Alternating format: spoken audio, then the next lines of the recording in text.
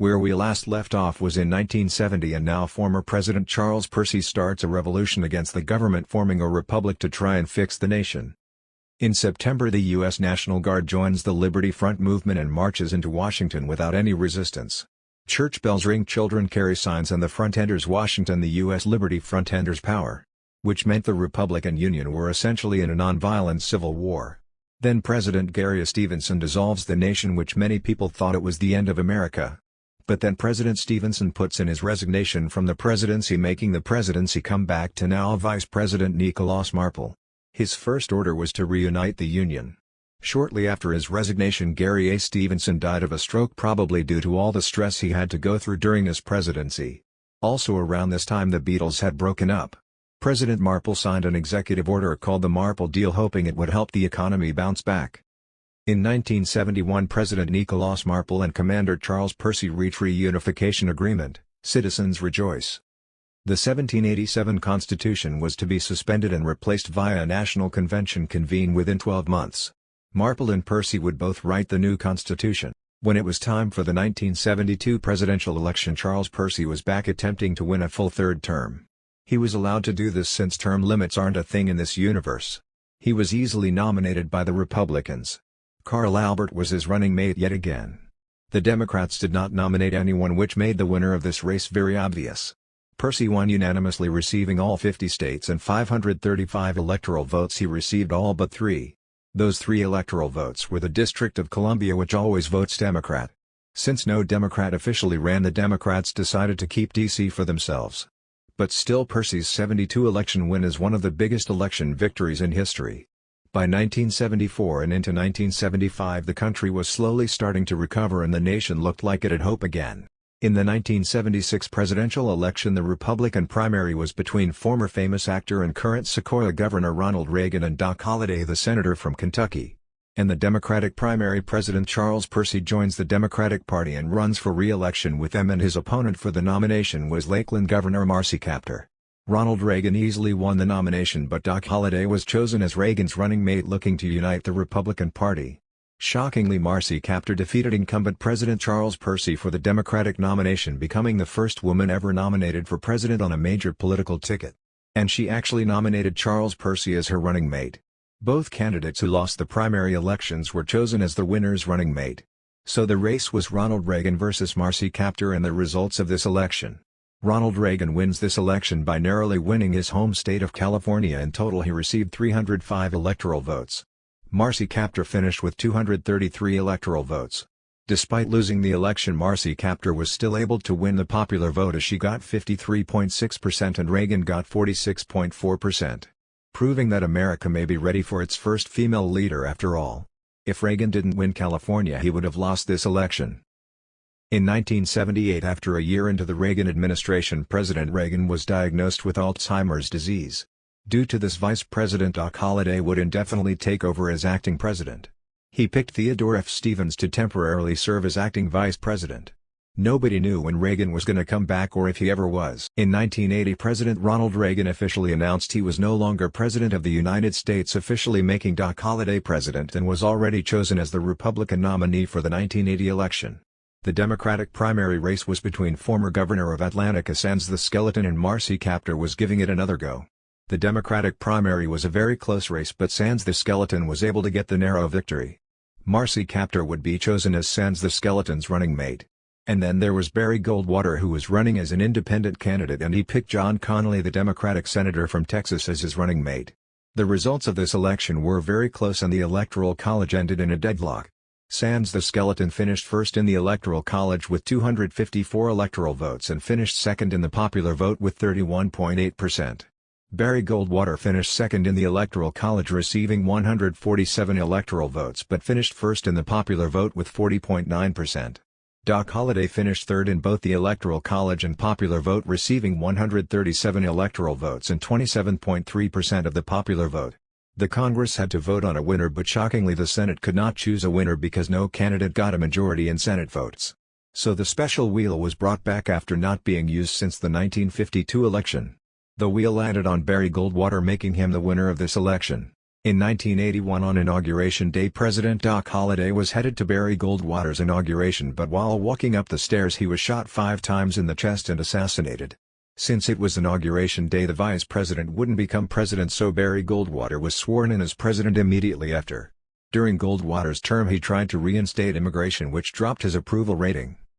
In 1984 it was the 20th anniversary of World War III, and it is still raging as casualties have steadily been dropping. A total of 62 million Allies and 71 million Communists had perished by that point. In the 1984 election, President Barry Goldwater would run for re-election and would run as an independent yet again. The Republican primary was between former Vice President Theodore F. Stevens and Dixie Governor George W. Bush. During the Republican debate, both candidates would agree on quite a few issues. Stevens wins the nomination by a good margin and chooses George W. Bush as his running mate. Marcy Kaptur would run yet again for a third time and would easily be nominated by the Democrats. She would pick Sands the Skeleton as her running mate. So the Kaptur skeleton ticket was giving it another go, but with the roles reversed this time. The election would end in a deadlock. Barry Goldwater finished first in the Electoral College and popular vote with 241 electoral votes and 42.9% of the popular vote. Theodore F. Stevens finished second with 222 electoral votes and 33.3% of the popular vote.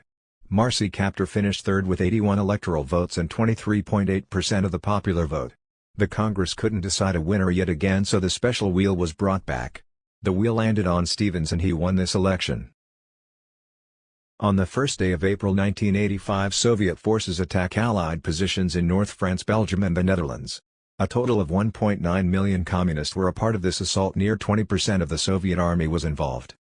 The Allies defended their positions in northern France and southern and central Belgium well, but lost heavy in the Netherlands, only holding small chunks of what was the territory regained in Belleau-Wood. This campaign the Soviets lost 1.1 million men, the Allies lost 800k. 300k Americans, 200k British, 300k French. The Soviets also lost a majority of all armored vehicles and personnel they brought, while Allied artillery is still mostly intact. General Douglas MacArthur would be assigned to bomb Rhine, which included all of their supplies and factories, so they can't rebuild. The US would use naval blockades after that so the US can hold out on Germany rebuilding. On May 25 General Mark Superstar would launch an assault operation on Moscow. General Douglas MacArthur thought it wouldn't work, but Mark Superstar thought otherwise. Mark Superstar was able to lead to a successful operation on the assault, forcing enemies to retreat since Mark Superstar alone on the battlefield was too much. Even though the Allies pulled off a key victory, the war was far from over. On July 13 the Live Aid event took place, which was a series of concerts to raise funds for the Ethiopian famine. There was also a memorial for the people that had died during the war. And everyone knows about the legendary performance Queen put on at the event. It is considered as one of the greatest live performances of all time. In 1988 Mark Superstar and Nicolas Marple would be sent to Russia to go on a series of spy missions. One of these missions, Mark Superstar would steal Russian files from a compound while Marple would film the mission. In the election of 1988 the Democratic primary would be between Marcy Kaptur, who was running for her 4th time now, and Al Gore, the senator from Tennessee. Al Gore would easily win the Democratic nomination and he picked Marcy Kaptur as his running mate. The Republican primary was between incumbent President Theodore F. Stevens, incumbent Vice President George W. Bush, and 3-time President and 1-time Vice President Nicolas Marple. The Republican primary race was a lot closer than the Democratic primary. But George W. Bush won the nomination and picked President Stevens as his running mate. After losing the Republican nomination, Nicolas Marple would run a third-party campaign. So just like real life in the 2000 election, it would be Bush v. Gore, but 12 years earlier. The election would end in another deadlock, being the third deadlocked election in a row. In the Electoral College, Al Gore finished first with 268, only 2 electoral votes shy from the presidency. George W. Bush received 264. And Nicolas Marple received 6, that being his home state of West Virginia. In the popular vote, George W. Bush finished first with 43.6%. Al Gore finished second with 41% and Nicolas Marple came in third with 15.4%. The Senate would not choose again and the special wheel would be used once more. Maybe it was because the senators would rather have the wheel decide the president. The wheel landed on George W. Bush and he was elected president. You are probably wondering why the District of Columbia had 9 electoral votes and 6 electoral votes in the last 2 elections. Well, that is because Puerto Rico and the Philippines were added as official states and were able to participate in elections. Both of the states' electoral votes would go towards the District of Columbia. Originally Washington, D.C., Puerto Rico and the Philippines would each represent 3 electoral votes, making D.C. have 9 in total. It would also make D.C. more competitive. But this was changed when it moved down to 6 electoral votes. Now Washington, D.C., Puerto Rico and the Philippines would represent 2 electoral votes each. This change was made because if D.C. had 9 electoral votes it would have been over 538 and there could have been a possibility where both candidates would get over 270. In late 1988 and into early 1989, on a Saturday the week after the Iraqi invasion of Kuwait, American and coalition forces launch Operation Desert Storm, the liberation of Kuwait. As intense bombing starts, 36,000 American, 5,000 British, 3,000 French, 1,500 Anzacs and 7,000 Kuwait fighters prepare for the assault and liberation of Kuwait. This operation came as a complete surprise and the U.S. lead fighting force began to steamroll and get about 43% of Kuwait back. As one admin ends another begins. In May of 1989 China nuked Beijing, their own capital. Everyone in the city died and it was completely wiped out. It was like China committing suicide. The U.S. government would then launch an interrogation on Mikhail Gorbachev and would bring him into custody. Once in custody, he and President Bush would negotiate on a treaty to end the war. In September 1989 the Marpol Treaty, named after Nicholas Marpol, was signed. This treaty would end the war, on the signatures of George W. Bush and Mikhail Gorbachev. The treaty states the leader of the Soviet Union, Mikhail Gorbachev, was to resign from his position and face federal court in the United States. The Soviet Union was to give up all rights to a military for 80 years, due to war crime committed by the nation. The Soviet Union, and other nations on its side, were to be required to pay $150 billion in reparations to NATO and any other countries affected. The Soviet Union was to turn to a democracy and would be under American rule until one was set up. If non-compliance with terms after signed, the Soviet Union would be broke apart into its own nations. The form of communism used here was hereby outlawed in this nation. After over a quarter of a century most people thought World War III was finally over. But then the events of the Persian Gulf War started. This was not as big and deadly as World War III. But then Mikhail Gorbachev escaped back to Russia and started back up the war. He launched a nuke and in return the United States nuked them in return. Mikhail Gorbachev was presumed dead. The 90s. On Friday, January 2, 1990, Allied forces fully retake Kuwait and advance into Iraq. Heavy airstrikes commence as the Allied expeditionary forces break into Iraq. As 170,000 Allied men advance into Iraq to little resistance, it appeared that many of Iraq's forces were dead or severely damaged from the Kuwait campaign. The Allied forces would begin issuing Kuwait liberation medals as forces kept advancing. But then a tragedy happened. Vice President Eddie Stevens was killed in a plane crash in Alaska. This shocked the nation. In total 5 people were killed in the crash. President Bush would split China into 4 and it would be American territory until they were able to set up a democracy and get on their feet. Even following the conclusion of the war, ending with an Allied victory in the European and major Asian theaters, little has been done to quell the violent attacks against communist forces in Europe. In fact, the attacks have worsened, as the communists, now gathered into large groups, have become easier targets for militia and revenge groups, such as Nukem, the ones responsible for the prior attacks. In particular, a Berlin encampment has been struck heavily by militia agents using a botulinum toxin aerosol. Hundreds of prisoners have been killed, and thousands more have been placed under critical condition in just this camp. Across Europe, thousands have been killed since the end of the war, and tens of thousands critically wounded. This death count is only expected to continue rising, as these groups show no intention of halting their attacks. Additionally, further inspections of the group's actions and behaviors, as well as toxins used in attack patterns, heavily suggest foreign interference. In the 1992 election, George W. Bush would run for re-election and was easily renominated by the Republican Party. Newly appointed Vice President Nicholas Marpol would be his running mate. The Democrats nominated Bill Clinton, the senator from Arkansas. And his running mate was Bob Graham from Florida. Marcy Kaptur would run for her 5th time, but this time she would be running a third-party campaign. But then Bill Clinton announced he would be dropping out of the race and he endorsed Marcy Kaptur, making her the Democratic nominee. Bob Graham would still be the Democratic running mate. So now the race was Bush v. Kaptur. But in July, just months before the election and deep into the campaign cycle, President George W. Bush was unfortunately assassinated.